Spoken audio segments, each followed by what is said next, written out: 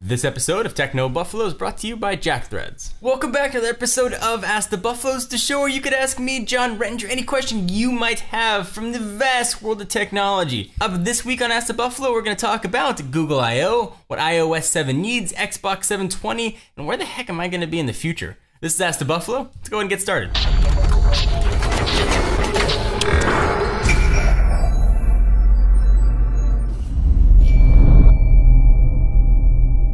So our first question comes from Josh. Hey John, what are you expecting the Xbox 720 to have with it? With the announcement coming up in May, do you think it'll be superior to the PlayStation 4? Sony has taken the very first wraps off the PlayStation 4. We don't know what it's going to look like, and there's presumably a ton of new features they're going to announce at E3, which is really just coming up in few weeks. What we don't know anything about is its Microsoft competitor, the next Xbox. So I'd love to see a few things in the next generation Xbox. First, I'm super curious they put Blu-ray in there. Certainly Sony is one of the pioneers of the Blu-ray format. I think they have a majority of the seats on the Blu-ray board, so it'd be interesting to see if they're kicking back a little bit of money to Sony to use Blu-ray. I'd assume though, this is gonna be a last generation of consoles that relies on physical media, so it's gonna have Blu-ray to get those discs to have the size they need. The DVD format that the current generation Xbox has just ain't gonna hold it. So I'd love to see a bigger emphasis on social gaming. Some of the cool stuff the PlayStation 4 had, the ability to screencast games, have friends over the web take over your game, were really awesome, innovative features. I love to see Microsoft offer something similar.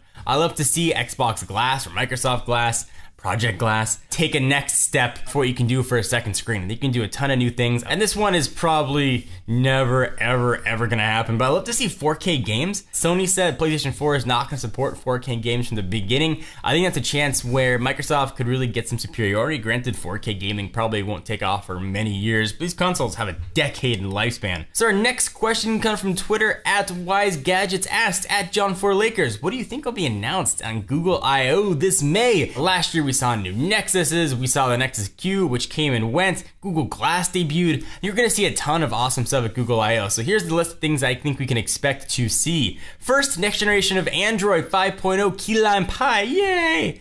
Next generation Nexus phone, perhaps the Nexus X made by Motorola. I think we're going to see some much more information on Glass and some retail availability aside from the $1,500 Explorer Edition. I also expect us to see next generation Nexus tablets, Nexus 7, Nexus 10. So I'm super excited about what we might see from Google I/O in May. And of course, check out technobuffalo.com because I personally will be there in the audience, bringing you all the latest I/O business. All right, so the next question comes from Rahat Khan RK, also from Twitter, at John4Lakers. What do you think is the main reason Android is taking over and iOS is falling behind? If you compare the iPhone 5 to pretty much every other Android device out there, it's still outselling it. Android has the market share because there are many more Android devices on every single carrier. So falling behind, you know, that's up to the end user. I think where they're falling behind though is in their perception. iOS is still a very usable operating system. It works well, it does what you need. What is falling behind is that the OS has stayed very stale. And not to say it's not functional, but it stayed the same essentially since 2007. So I think what you're trying to say is, will iOS 7 compete with what's coming up next? And man, I hope so.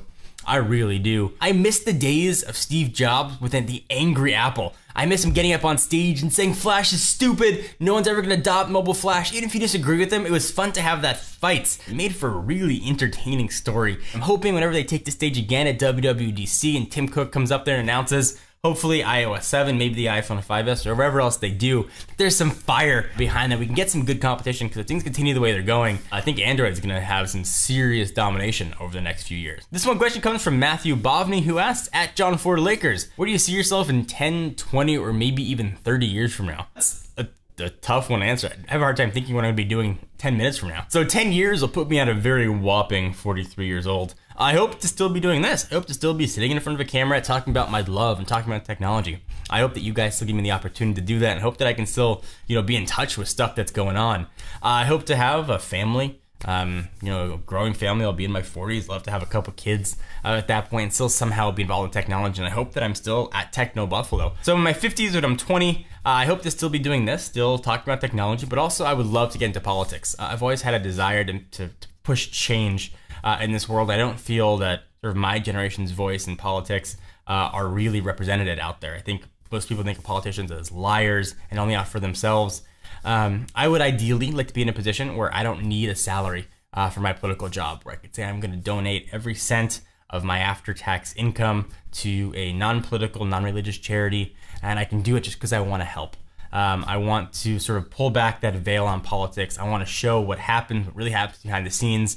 You know, why Congress is making problems only Congress can solve, and that's been happening, whether it's Republicans or Democrats. The majority, it's just the way politics work, and I think it's disgusting. And I think that someone needs to talk about it. Even if I'm only fortunate enough to be elected one term, I love the opportunity at some point to sort of bring to light and sort of be a force for change. That's always been my dream. Who knows if it'll ever happen, but I love to make a difference. And 30 years from now, man, I hope to be maybe a grandfather. No, maybe not yet. Not yet. But I just hope to have a nice family, hope to have a nice life, hope to be doing something that I love and be surrounded by people that love me and folks that I love. I love to still be working. I hope that I can still talk about technology, and I hope that I can still sort of share my love for consumer electronics. I hope I can show you, you know, the iPhone 26s and the Galaxy S17, or actually the Galaxy S40, whatever it might be at the time. I love this. This is a job, certainly, but it's a love. Every day I come to work doesn't feel like a job, and I hope that that continues for the next 10, 20, and 30 years. Hopefully that helped answer your question. So we take a minute to thank our friends and sponsors at Jack Threads. You can tell I love me and my fashion by my plain gray t-shirt. Jack Threads has quickly become the online shopping destination for dudes. Here's why. Everything on the site is up to 80% off because full price is for suckers. Don't be a sucker. They serve up a ton of killer contemporary and street apparel accessories and gadgets from brands like Converse, Penguin, and Busted Tees. Shopping is stupid simple and all styles are curated, so buyer's remorse just don't happen anymore. And what's more, as a viewer of Techno Buffalo, you can skip the membership waitlist and get instant access at jackthreads.com/techno. Check them out, jackthreads.com/techno. So thank you guys for watching another episode of Ask the Buffalo. I hope you enjoyed. I'm your host, John Rettinger. Check us out at technobuffalo.com for all the latest and greatest technology news. And I'll see you guys in the next video. Bye-bye.